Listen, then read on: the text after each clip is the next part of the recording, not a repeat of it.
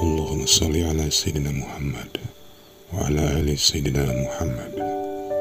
Marilah kita simak bersama-sama ceramah dari Abah Guru Sekumpul Syekh Kiai Haji Muhammad Jaini bin Abdul Ghani Al-Banjari. Selamat menyimak, semoga bermanfaat.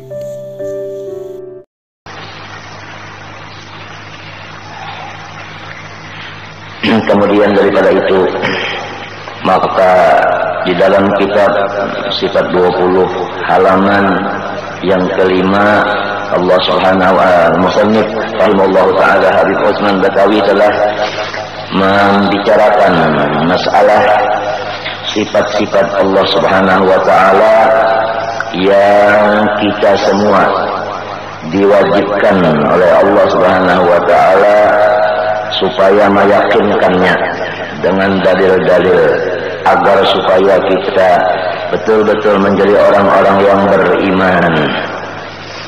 Di antara sifat-sifat Allah Subhanahu wa ta'ala yang wajib baginya adalah mukhalafatuhu lil hawadithi. Artinya bersalah-salahan Allah ta'ala bagi segala yang baharu. Mustahil bersamaan Allah ta'ala bagi yang baharu. Dalilnya firman Allah ta'ala, laisa kamitslihi syai'un. Artinya tiada seumpama Allah sesuatu. Jadi kalau ada tersirat di dalam hati atau pikiran kita sesuatu yang menyerupai Allah Subhanahu wa ta'ala, maka semuanya itu adalah sesat. Dari karena firman Allah dalam Al-Quran, laisa kamitslihi syai'un. Allah tidak ada umpamanya, tidak bertempat di atas, di bawah, di kanan, di kiri, di depan, di belakang, di luar, di dalam. Enggak ada tempat Allah Ta'ala. Bukan Allah Ta'ala di dalam dada, di dalam hati, bukan. Bukan Allah Ta'ala itu di dalam pikiran kita, tidak. Karena yang demikian itu mustahil. Allah Ta'ala punya tempat. Allah bukan di atas langit, karena itu tempat. Bukan di dalam bumi, karena itu juga tempat. Bukan di sisi kita, karena sisi itu adalah tempat. Waspadalah ibu-ibu kaum muslimat daripada perkataan-perkataan yang selalu menyesatkan itu.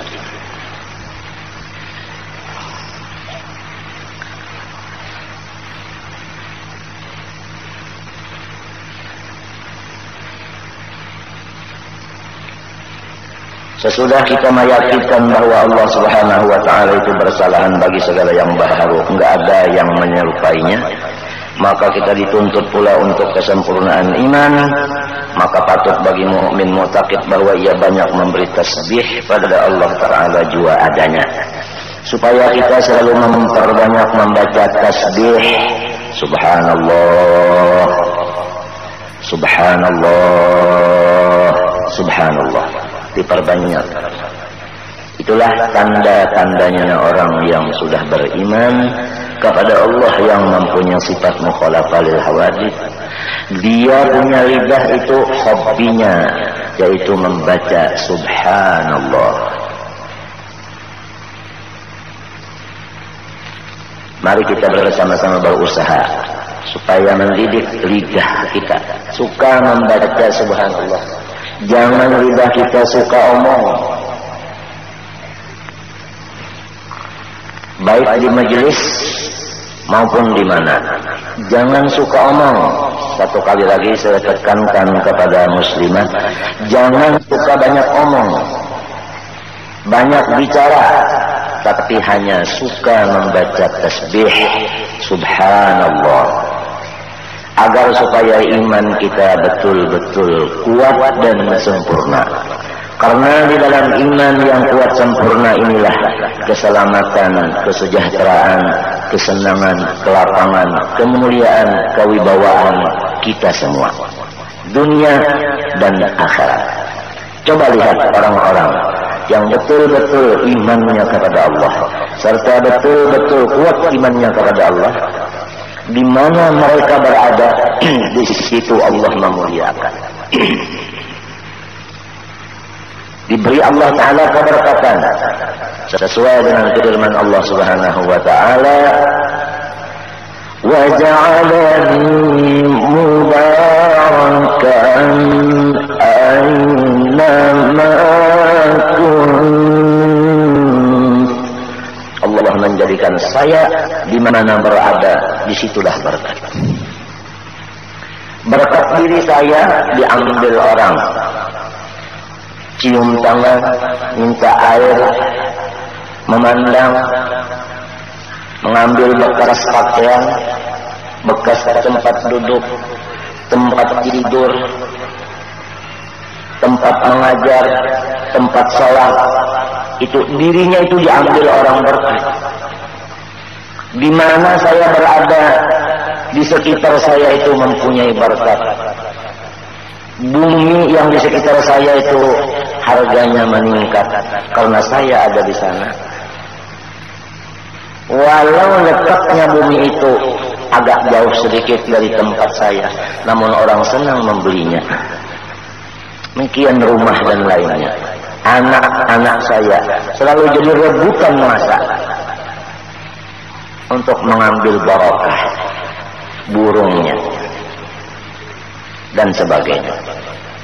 Itulah hasil daripada iman yang selalu kuat dan sempurna dengan ilmu agama yang sudah disusun oleh para ulama-ulama kita yang dibenarkan. Wa ja'alani mubarakan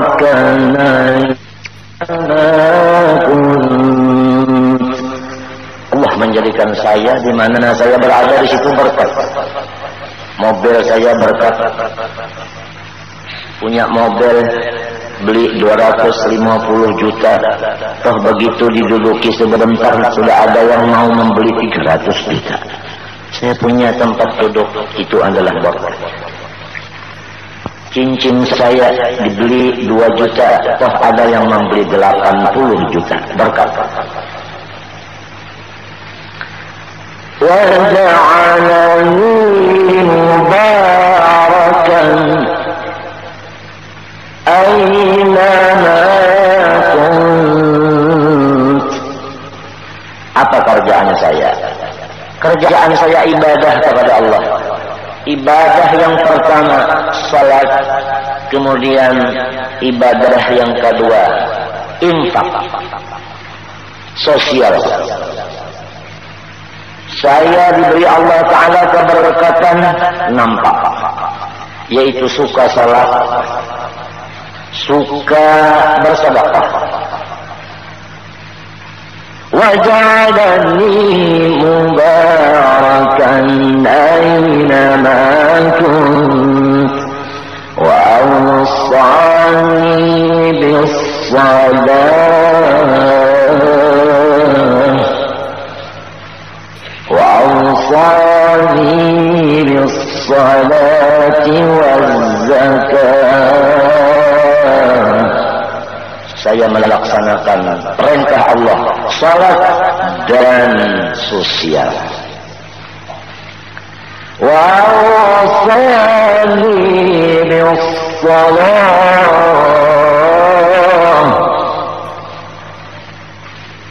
wa awsani bis-salati waz-zakati ma dumtu hayya.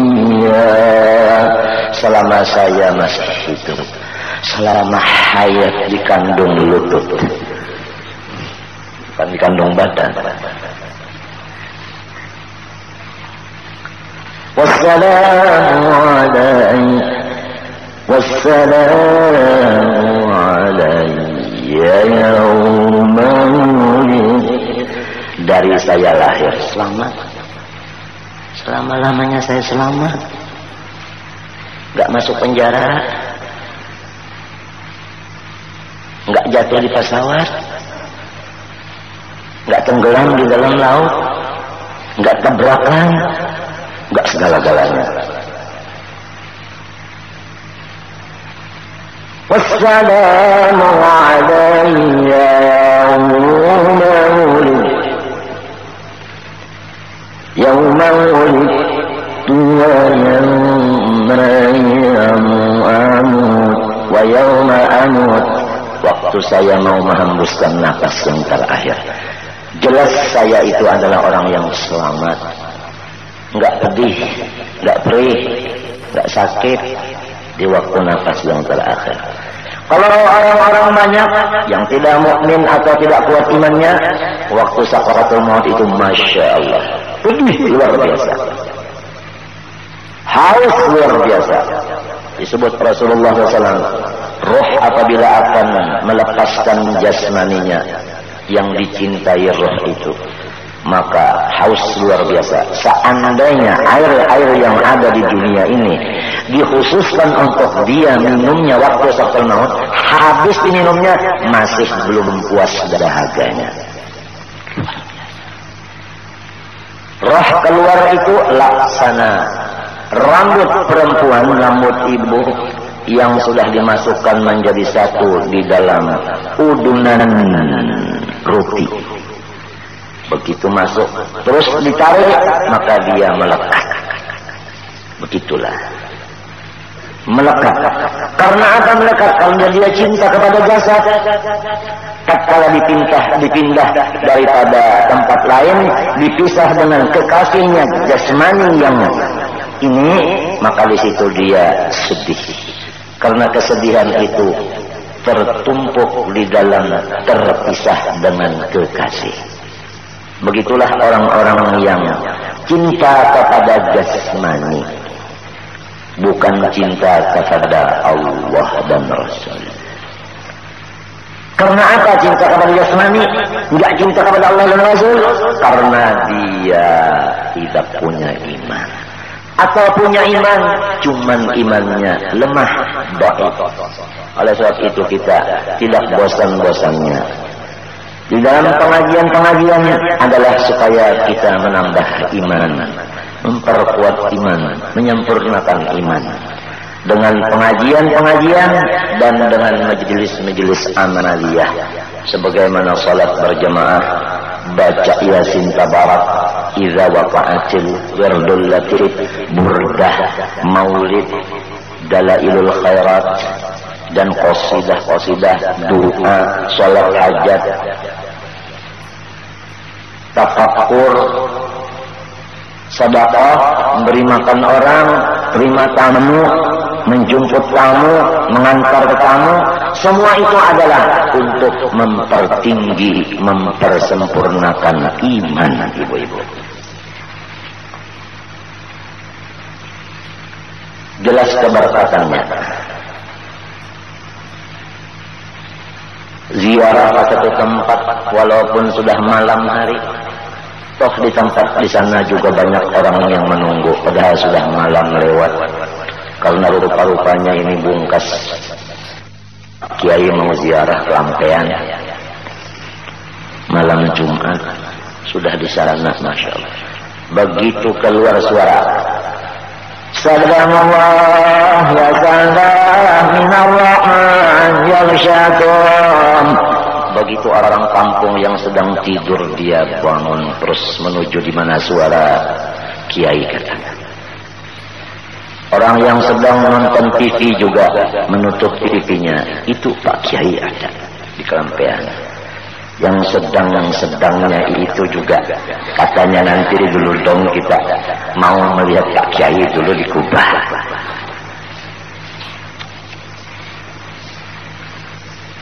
Tatkala baca tahiyat nangis semua. Baca doa nangis semua. Baca zikir untuk imannya jangan sampai lepas dari badan, tambah nangis lagi. La ilaha illallah al-aman al-aman min zawalil iman. Nangis semua, masya Allah. Ini adalah berkat anugerah anugerah Allah iman yang diperkuat disempurnakan dengan ilmu, ditambah dengan pupuk-pupuk daripada amal-amal yang saleh. Iman itu adalah sebagaimana biji yang kita tanam di dalam dada kita. Kemudian setiap tanaman menghajatkan pupuk, maka pupuk itu adalah amal yang saleh, menimbulkan hasil yang luar biasa, yang sangat mahal harganya, sangat mulia. Maka itu pohon selalu dijaga oleh orang-orang, karena ini pohon adalah berhasil banyak dan adalah sangat manfaat. Dijaga, polisi menjaga, Kodim menjaga, CDM menjaga, pemerintah pusat menjaga, daerah menjaga. Jangan sampai pekiai ada macam-macam masuk di tempat rumah, dijaga minumannya. Kalau ada yang masukkan racun, makanannya juga. Kalau datangnya dijaga, lebih ketat jagaan daripada McKesson waktu mau masuk rank. Betul. Allahu Akbar. Anaknya juga begitu. Kalau keluar dari rumah menuju majlis, Masya Allah, direbutkan orang. Ini berkat daripada ayahnya. Kembali kepada iman itu. Iman itu adalah laksana paung yang kita letakkan, kita tanam dalam dada, menghajatkan siraman-siraman supaya buahnya itu banyak, subur, sebagaimana firman Allah Subhanahu wa taala dalam Al-Qur'an,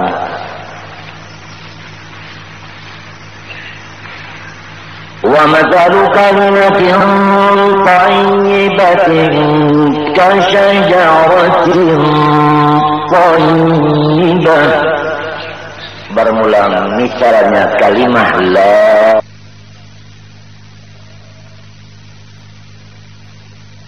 satu pohon kayu yang sangat baik, seperti pohon kayu yang sangat baik. Kasyajaratin thayyibatin asluha thabit. Akar manahnya itu adalah kuat. Akar manahnya kuat. Istilah pohon kayu itu dalam akar manahnya. Akar manah yang selalu lurus ke dalam bumi itu akar manah namanya. Asluha thabit. Wa far'uha fis sama'. Jangkingnya, cabangnya sampai ke langit. Sampai ke langit, cabangnya sampai ke langit. Artinya seluruh dunia. Maka tatkala manusia yang sadar, yang sudah kurang memikirkan keduniaan ini, dia melihat, oh saudara, oh saudari, anak, cucu, itu ada pohon apa itu? Di mana letaknya itu pohon? Dia lihat. Kalau manusia sudah sadar, dia menengok ke atas, dia lihat cabangnya pohon kayu itu ada sampai di langit. Maka orang-orang yang sudah sadar bahwa hidup untuk ilmu dan ibadah bukan hanya dunia semata, dia melihat, oh itu pohonnya Kiai Anu. Di mana batangnya? Di kampung Anu. Daerah mana? Daerah Anu. Negara mana? Negara Anu. Maka yang jauh-jauh, yang sudah sadar. Kalau yang belum sadar, matanya begini-begini, matanya ke bawah nggak lihat. Tapi kalau sudah matanya sadar ke atas, dia lihat. Kalau sudah lihat, dia berkeinginan mau ketemu sama Pak Kiai. Saya sudah lihat cabang pohon kayunya itu ada sampai di atas. Bukan berupa pohon kayu seperti pohon kayu ini, enggak. Itu pohon kayu magnetis, magnet. Wa far'uha bis sama'. Tu'ti ukulaha kulla hin. Namun buahnya itu tidak pernah putus, keluar terus. buahnya itu keluar di lidahnya, yaitu nasihat dan pelajaran-pelajaran dan ibadah-ibadah. Maka buahnya manis. Nasihatnya didengar manis, papadahnya didengar manis. Kalau beliau berbacaan, baca Quran juga manis, baca qasidah juga enak didengar, keluar di lidahnya. Beliau punya mata juga sebagaimana buah yang enak dipandang. Siapa yang kena pandangan beliau, Masya Allah, rasa bahagia, saya dipandang Pak Kiai. Apa itu? Kuping sama dengan telinga juga enak dilihat, enak dicium. Tatkala beliau mendengarkan kata-kata kita, maka kita itu selalu bahagia. Saya punya kata didengarkan beliau. Malahan kuping beliau didekatkan sama lidah saya, gini kan. Asik. Masya Allah. Begitulah orang yang sudah imannya kuat dan sempurna. Dengan apa imannya kuat sempurna? Enggak ada lain daripada ngaji di majelis ilmu. Ilmu apa? Ilmu iman tentunya, bukan ilmu yang lain. Kalau kita mau memperkuat iman, tetapi kita mendengar di majelis yang di sana dikaji masalah apa umpama? Masalah apa umpama? Yang dikaji di sana, yang dibicarakan di sana masalah apa? Masalah kain umpama. Masalah kain. Sana membicarakan masalah kain, ilmu kain. Enggak menambah iman. Sebab ilmunya lain daripada masalah ilmu iman, ilmu kain. Oleh sebab itu kitab itu ada spesialis iman, ada kitab spesialis fikih, ada spesialis tasawuf. Enggak ada bicara lain hanya itu.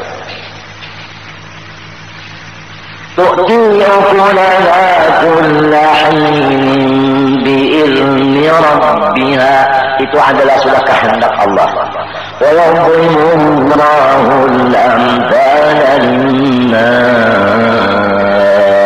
Misal itu adalah manfaat sekali untuk manusia. Jadi kalau ibu-ibu yang sekarang hadir ini sudah menjadi manusia, maka permisalan ini adalah sangat larang daripada yang larang. Begitu kata Allah. Kalau sudah jadi manusia, nasihat ini tadi dianggapnya lebih mahal. Tapi kalau belum jadi manusia, maka yang lebih mahal katanya adalah tidur. Lebih mahal tidur dari mendengar nasihat. Kembali kepada mukhalafahil hawadits, Allah Ta'ala itu tidak menyerupai akan yang baru. Yang baru tidak sanggup menyerupai Allah. Baik zatnya, sifatnya, asmanya, af'alnya. Enggak ada yang menyerupai Allah. Mustahil diserupai, mustahil menyerupai. Maka amaliyahnya sehari semalaman selama masih hayat di kandung badan adalah supaya ini suka baca subhanallah, subhanallah, subhanallah. Terserah mau suara yang tinggi subhanallah bisa, mau suara yang sedang Allah, suara yang sangat kecil bisa. Bisa, terserah masing-masing. Boleh dua-duanya, nyaring boleh, gamat boleh. Nggak ngerti orang Singapura. Gamat, iya. Nyaring ngerti. Suara tinggi, suara rendah. Tinggi itu nyaring, rendah itu adalah gamat bilangnya orang sini. Gamat. Ini dari Singapura. Iya, kebetulan saya. Saya membicarakan kebetulan Singapura. Nanti insya Allah saya, ya sedikit-sedikit saya Singapura.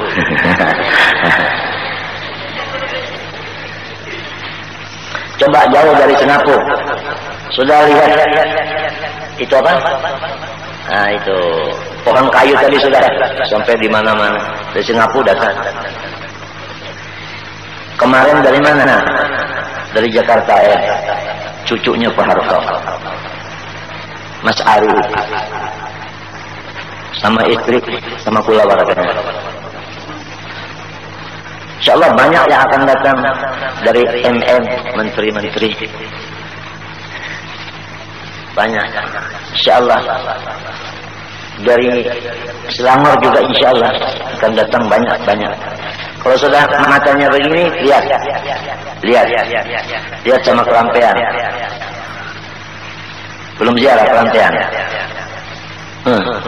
Belum. Insyaallah nanti sama Pak Kiai bisa.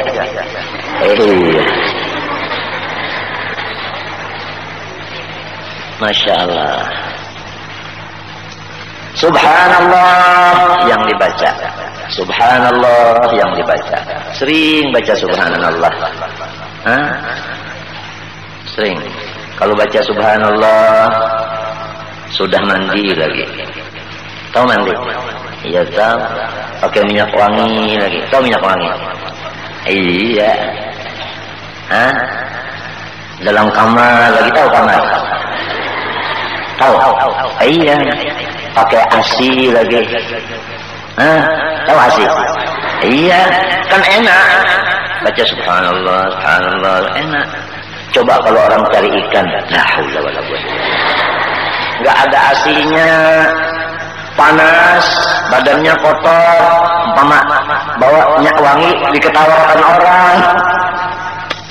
Masya Allah, bau badannya, bau badan ikan.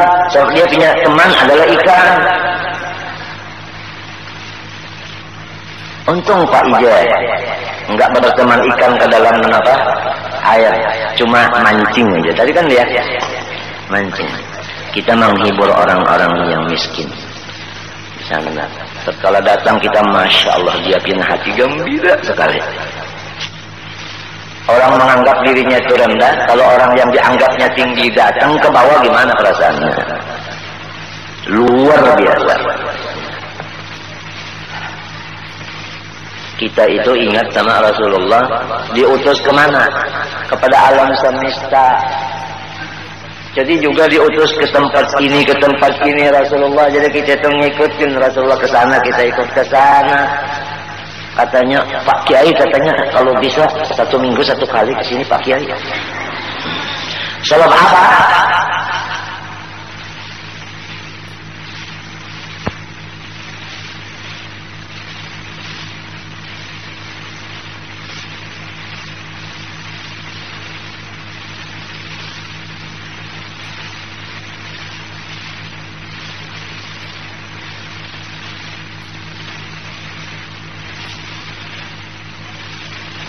Ngambil sendiri, senang orang. Saya mau ke Singapura, bisa nggak? Bisa nguruskan visanya? Iya, insya Allah. Berapa bulan? Ibu, berapa bulan? Kira-kira? Berani berapa bulan? Menyendera saya di sana. Singapura. Masya Allah. Subhanallah, subhanallah, subhanallah. Ada cerita riwayat hadis bahwa Allah Subhanahu wa taala punya bumi 7 lapis. Seandainya yang 7 ini jadikan satu begini merata, kemudian diletakkan dalam langit, maka langit itu lebih besar daripada bumi yang ada ini. Bisa menampung akan bumi ini. Besarnya langit dari bumi itu. Kemudian langit dan bumi dijadikan satu begini, buminya sudah membawakan Quran ini, wa rahmati wasi'at kulli syai'. Rahmatnya Allah lebih luas lagi. Lebih luas lagi rahmat Allah Ta'ala, lebih luas lagi. Maka Rasulullah itu diutus, wa ma arsalnaka illa rahmatan lil alamin, diutus ke alam semesta untuk menyenangkan orang. Jadi kita ini juga kalau mau ke tempat situ untuk menyenangkan orang, ke situ menyenangkan orang, ke situ menghibur orang, ke situ menghibur orang. Sepertinya tadi ke tempat pemancingan, kita menghibur di sana. Umpame, nah ini bahasa Betawi. Umpama ke Singapura, insya Allah saya akan menghibur di Singapura. Menghibur di Singapura. Apa kata Rasulullah? Idkhalu surur fi qalbil mu'min khairun ibadati sittin sana atau kama qala. Kita menghibur hati saudara kita satu kali diberi pahala lebih baik daripada ibadah siang malam 60 tahun. Pernah ngerjain 60 tahun siang malam ibadah? Enggak pernah. Tapi kita menghibur orang kan sering. Cuman kalau menghibur orang enggak punya ilmu, so enggak ada hadisnya, akan kurang mantap. Yang suka adalah menghibur orang, beri makan orang, beri minum, jemput tamu, mengantar tamu, senyum sama tamu, kata-kata menghibur tamu, lelucu, humor, begitu, beri pelajaran sebagainya. Aduh, umpama kita masuk kubur, gimana kayanya dalam kubur? Gimana? Sedangkan di Indonesia, Masya Allah, di dunia sudah begini. Kalau makan satu piring nggak habis piringnya.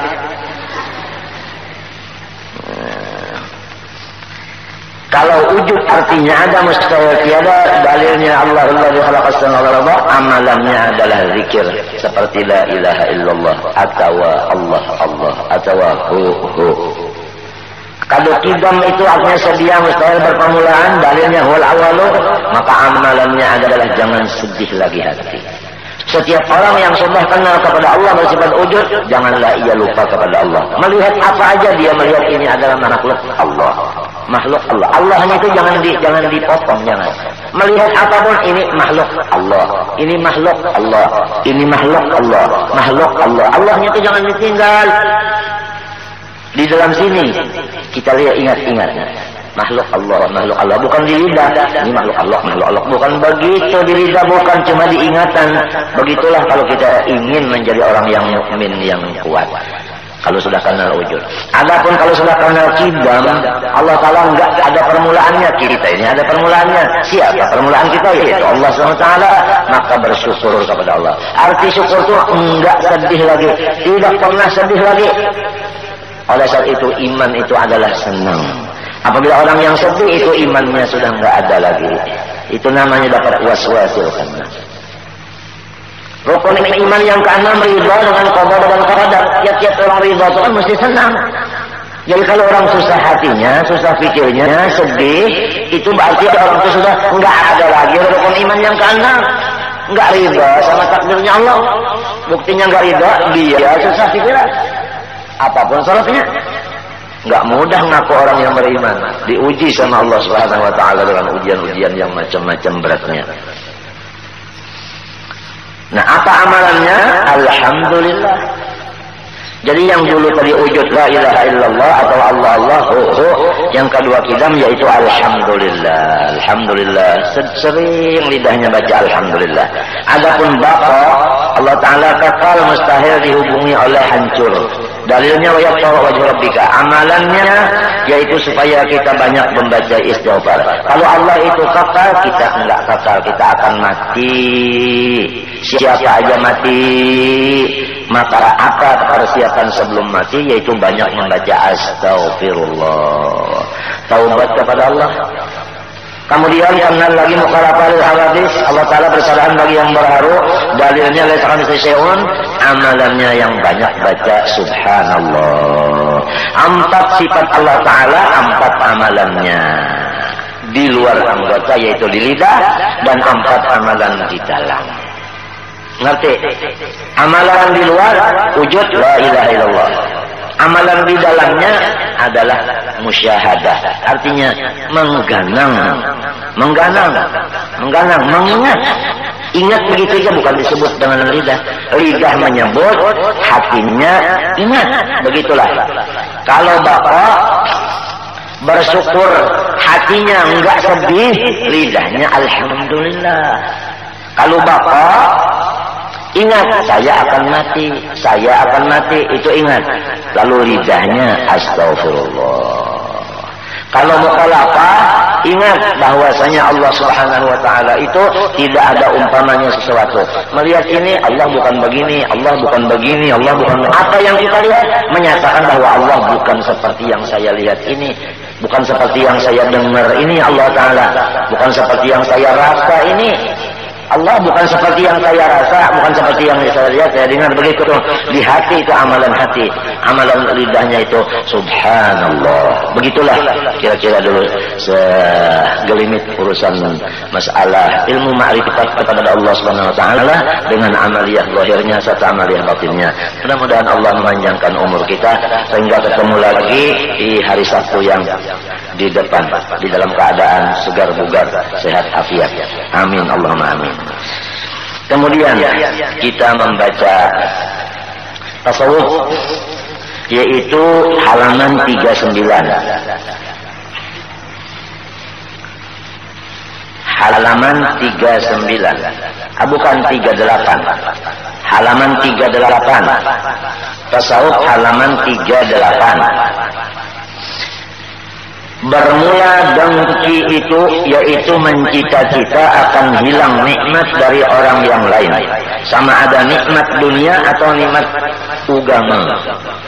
Nah, jadi kita ini diharamkan oleh Allah Subhanahu wa taala. Bersifat di dalam dada kita ini dengki. Dengki juga bahasa di sana. Iya, dengki. Iri dengki. Itu diharamkan, Allah yang mengharamkan. Allah yang sudah dikenal tadi, yang punya wujud tiga bapa mukhalafah itu tadi, dia mengharamkan kepada kita bersifat dengki sesama kita. Enggak boleh dengki sesama makhluk, enggak boleh dengki, enggak boleh dengki. Apa arti dengki? Yaitu mencita-cita akan hilangnya nikmat dari orang yang lain. Seumpama saya dapat nikmat, seperti saya punya anak putra, rupanya masya Allah, kurang sedikit dari ayahnya. Umpama ada orang lain begitu dengar saya punya anak, atau dia lihat saya punya anak, masya Allah, dia punya dada hati, masya Allah, enggak senang, dan mencita supaya anak ini mati, atau supaya anak Pak Kiai ini sakit. Begitulah orang yang dengki. Tatkala melihat atau mendengar anak Kiai sakit, maka dia senang, gembira. Itu ciri-cirinya orang dengki. Cirinya orang dengki. Dan kalau melihat anak Pak Kiai itu nangis, dia nggak membantu, dibiarkan sampai muntah-muntah. Itu orang dengki. Orang dengki. Siapapun dengki di dalam badan itu ada dengki itu. Haram. Mencita supaya hilang nikmat itu dari orang itu. Nikmat apa aja, dunia atau akhirat sama. Itu misal. Hati-hati kita ibu-ibu. Kita ini kalau mendengar orang dapat nikmat atau melihat dengan mata kepala, coba lihat dada kita. Gimana hati kita? Apa iri apa enggak? Tapi saya pikir kebanyakannya iri. Kebanyakan. Ya paling-paling 10% yang enggak iri. 90% yang iri itu 10%. Lihat lagi Pak Kiai, mobilnya diganti lagi dengan Mercy E220, yang dulunya bukan E220, harganya juga nggak seberapa, ya paling-paling 1,5 lah, 150 juta. Naik lagi dari 2,5 juta, 250. Kan orang yang mendengar kabar itu masya Allah, dia punya hati gimana? Apalagi dia lihat. Kalau lihat itu masya Allah, dia cari akal gimana supaya Mercy-nya ini rusak. Ya, pura-pura dia musut. Padahal di sini ada cincin. Jadi supaya itunya, ya itu, ada rusak sedikit. Macam-macam orang dengki ini. ada yang mau memasang bom. Orang dengki begitu. Ada yang mau menyelip supaya terjadi tabrakan sebagainya. Tapi Allah Ta'ala menjadikan orang yang sudah mukmin itu beberkan, maka mobilnya dijaga oleh polisi. Depan belakang, gak bisa orang dekat, gak bisa. Tambah lagi dengki hatinya tadi. Belum pernah terjadi di sejarah Pak Kiai didampingi oleh polisi. Tambah dengki lagi, itu orang sombong katanya bukan Kiai. Begitu lagi. Kalau sudah dengki ini ada, Masya Allah. Ringkas kata selama dengki ada di dalam seseorang, maka seseorang itu adalah pengacau. Bukan Pigi apa namanya yang di Irian Jaya ini? Pikaga apa? Hah? Gifika, bukan Gifika. Nah, pengacau di dalam kamar, bilangnya Arab ghurfah, bilangnya orang Singapura kamar juga ya. Kalau ada satu dalam kamarnya orang yang dengki, maka dalam kamar ini kacau. Kalau dalam rumah kacau, di dalam masyarakat kacau, dalam negara kacau, di dunia kacau. Yang mengacau dunia itu adalah orang yang punya dadanya enggak betul, hatinya enggak beres. Ada sifat-sifat yang diharamkan Allah seperti dengki. Jadi agama atau agama Islam ini adalah mengatur supaya kita ini mengamankan kemana-mana negeri. Nah itu supaya jangan sampai jadi pengacau. Kalau gampangan pengacau, syirik. Syirik itu apa? Syirik itu iblis. Jadi kita hendaklah jadi sang manusia atau manusia yang seutuhnya. Jangan sampai jadi musang dan lusa. Rusa itu apa? Rusa itu apa? Iya, jangan. Jadi sang manusia, bukan musang dan rusa. Jadi manusia yang seutuhnya atau manusia yang seanangnya. Manusia yang bersih dada, bersih hati. Saya enggak memuji ya. Ya ada. Jangan hanya bicara tapi kitanya enggak juga. Allah Ta'ala, ya ayyuhalladzina amanu, ayat orang yang mukmin. Lima taquluna ma la taf'alun. Kenapa kamu bicara enggak sesuai dengan kerjanya? Kaburan maqtan 'inda Allahi an taqulu ma la ta'lamun. Besar murkanya Allah, besar marahnya Allah kepada orang yang berbicara tapi dia tidak melaksanakan.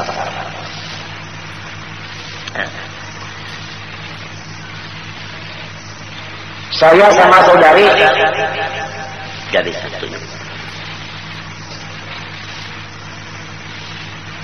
Persatuan yang penting dulu di rumah tangga kita, untuk kita contohkan kepada rumah tangga orang lain.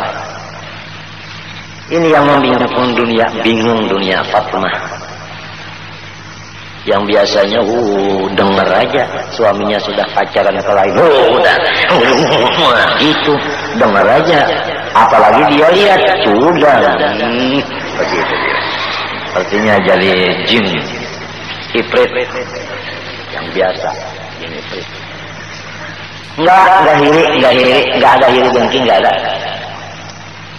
Dari dengki ini sudah qada dan qadar, kasih sayang.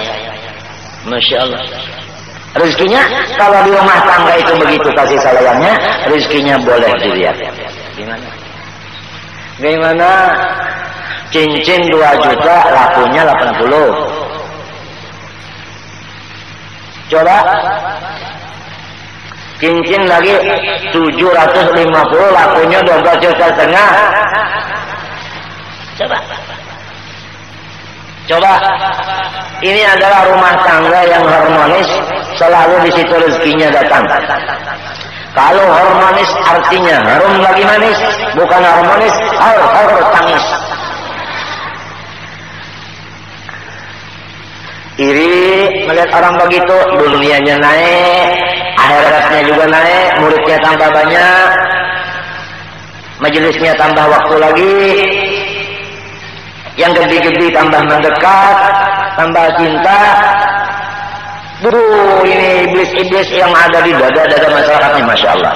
Pada saat itu dengki ini adalah wajib dibuangkan sejauh-jauhnya.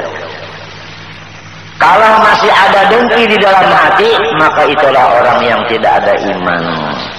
Atau dengan kata ringkas, siapa yang dengki, itulah orang kafir. Orang kafir. Karena dari dengki timbul tekebur. Paham? Dari dengki timbul tekebur. Orang yang dengki itu ingin maaf kasih ya lawan yang didengkinya. Tekebur ada. Tekebur. Di majelis orang yang didengkinya nggak mau datang, diundang nggak mau datang, diambilin nggak mau datang. Apalagi dikabari jangan mau datang, sebab dia sombong. Kalau dia datang berarti dia ngalah.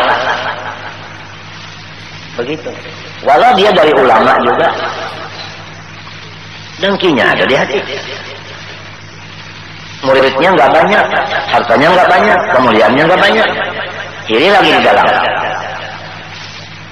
Janganlah ada di hati kita ini adalah dengki. Dengki ini dari dulu kita dengar, tapi mungkin belum begitu mengerti lagi apa kejahatannya. Jadi kalau belum mengerti kejahatannya, mungkin kita masih cinta sama dengki ini lagi. Dengki mau keluar kita sayangin nanti dulu dong. Mungkin. Dengki itu adalah menimbulkan tekebur. Tekebur itu adalah menimbulkan kafir. Firman Allah Ta'ala dalilnya.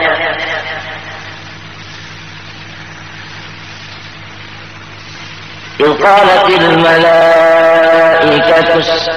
قال الله الملائكة تسجدوا لآدم وإذ قال ربك للملائكة إني جاعل في الأرض خليفة قالوا أتجعل فيها من يفسد فيها ويسفك الدماء ونحن نسبح بحمدك ونقدس لك قال إني أعلم ما لا تعلمون وعلم آدم الأسماء كلها ثم عرضهم على الملائكة فقال أنبئوني بأسماء هؤلاء إن كنتم تعلمون قالوا سبحانك لا علم لنا إلا ما علمتنا إنك أنت العليم الحكيم. Sampai kepada usjudu di Adam, fasajadu illa iblis aba wastakbara. Iblis diperintah Allah sujud kepada Nabi Adam, dia enggan, gengsi. Kenapa? Karena tekeburnya. Nah ini, tekebur itu anaknya oleh dengki. Nah, karena tekebur, artinya di dalamnya itu ada dengki. Wastakbara wa kana minal kafirin. Iblis itu di dalam ilmu Allah kafir. Jadi cirinya orang yang kafir bukan hanya nyembah berhala, tapi kalau dia tekebur dalam hati, atau lagi yang di atas dari tekebur yaitu dengki, orang yang dengki itu lebih jahat daripada orang yang tekebur. Sedangkan orang tekebur sudah kafir, apalagi yang dengki lebih lagi kafir. Biar dia punya sorban, punya jubah, punya gamis, punya tasbih, seperti misalnya pucuk masjid. Apalagi tasbihnya ginian aja. Oh, orang tasbihnya Masya Allah bagi salah. Kita ini virus asli. Ini satu ini mungkin harganya ini 100.000 atau lebih. Kalau diulah cincin ini berapa? Kemarin datang lagi ada yang 100 biji, besar dari ini 100 lagi bijinya. Kalau dijual jadi berapa? Terus ini dipakai sudah ada yang mau menawar ini. Berapa? 1,5 miliar katanya. Saya bilang baru 2 hari ini dipakai, belum lagi 1 tahun. Ini mungkin untuk anak saya nanti. Anak saya 1, 2, 3. 1, 2, 3. Muhammad Amin, Ahmad Hafi, Nur Syifa. Kemudian Nur Syifa punya anak nantinya 4. 2 laki 2 perempuan. Ya sudah dapat begini. Nah, Muhammad Amin punya istri 4. Anaknya 8. Sudah berapa? 4 sama 8 sudah berapa? Insya Allah ini 1 biji cukup.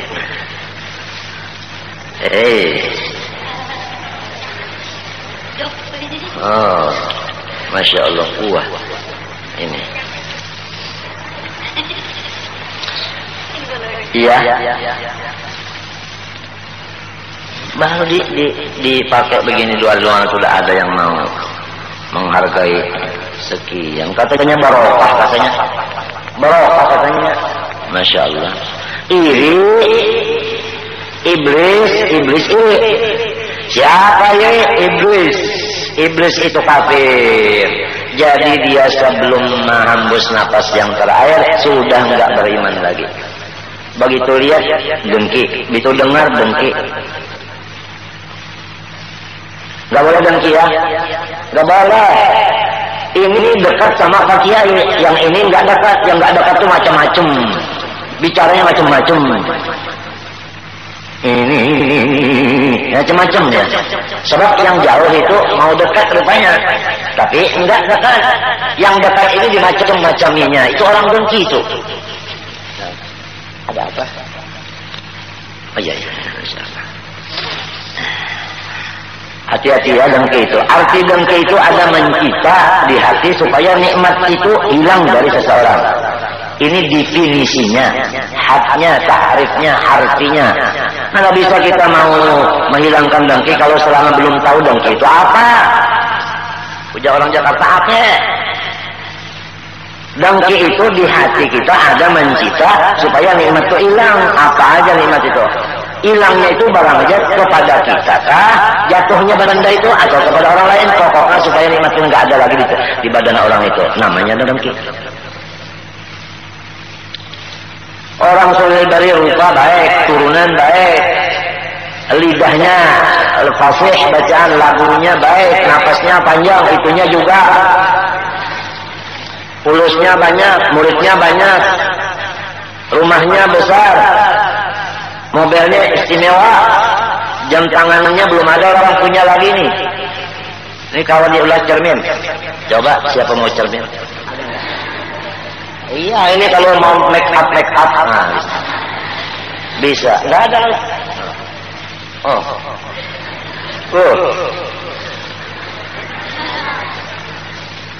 Pada gampang ini. Orang-orang yang diri itu, masya Allah dia begitu lihat, bilangnya orang banyak rasa dikuruk-kuruk di dalam angkat pulau. Sininya nggak senang dia. Orang yang iri itu enggak ada badannya yang enak, enggak ada. Badannya itu sakit terus. Karena hatinya yang sakit, jadi badannya itu sakit terus. Hawanya enggak panas seperti kepanasan juga. Hawanya enggak dingin seperti kedinginan. Pokoknya badannya itu enggak ada terasa sehat, sakit saja. Karena dengkinya ini, selama masih ada orang yang didengkiinya, selama itu dia sakit hatinya. Maka apabila hati sakit, sakit semuanya.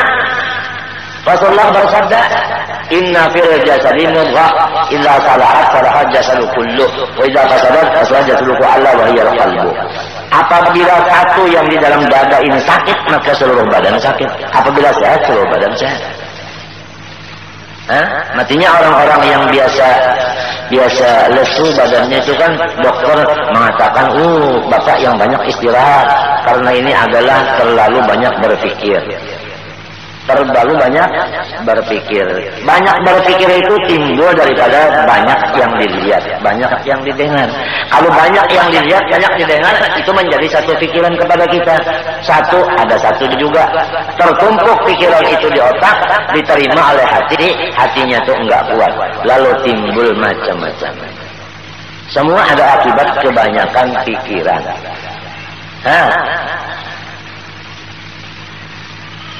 Pikiran. Ini rupanya itu ada pikiran juga itu. Kalau nggak ada pikiran kan majnun.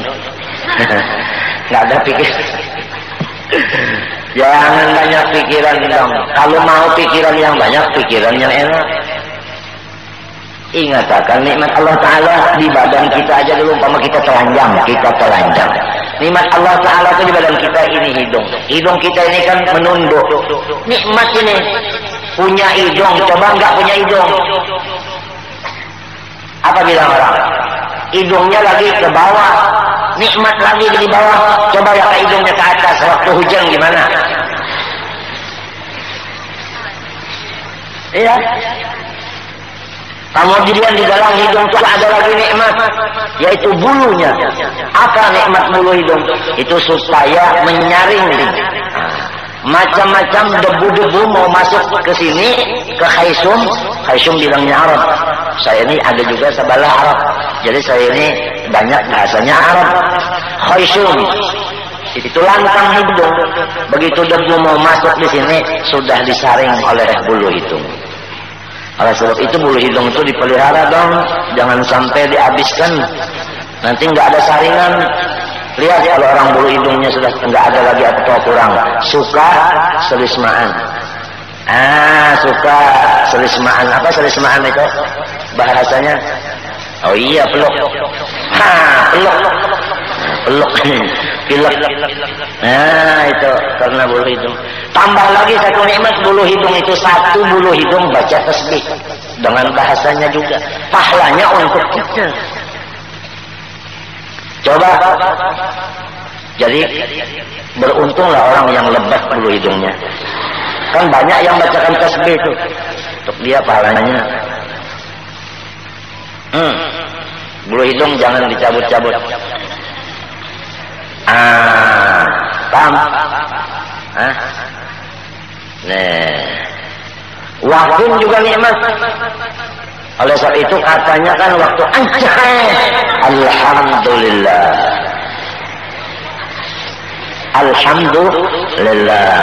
Kalau kita mau memikirkan pikiran nikmat-nikmat ini, Masya Allah, nggak ada sedih hati. Bahkan tambah rasanya ini mau mati aja sudah.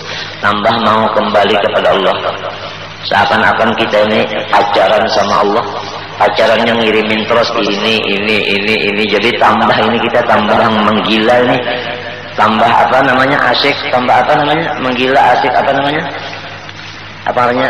Rusak sama Allah. Mau pulang aja deh. Mau pulang aja sudah dah.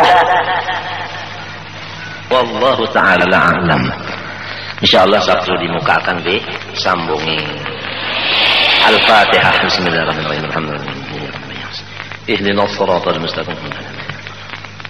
Bismillahirrahmanirrahim. Alhamdulillah rabbil alamin. Allahumma shalli wa sallim wa barik wa karrim wa 'azim ala man arsaltahu rahmatan lil alamin. وبشرى للمؤمنين السابق للخلق نور والرحمة للعالمين ظهور سيدنا وحبيبنا وشفيعنا محمد وعلى آله وصحبه أجمعين.